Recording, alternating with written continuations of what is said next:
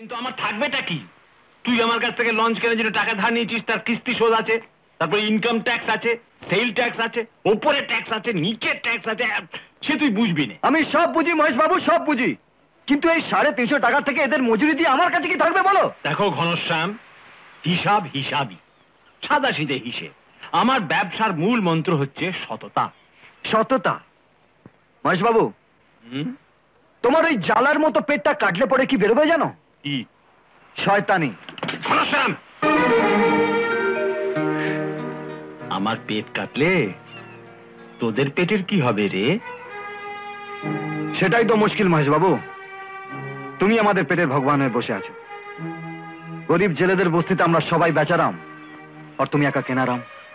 কিন্তু একটা কথা মনে রেখো, গরিবের ঘাম রক্তের দাম আছে, আর একদিন তোমাকে সে দাম চোকাতেই হবে। চল পারলা।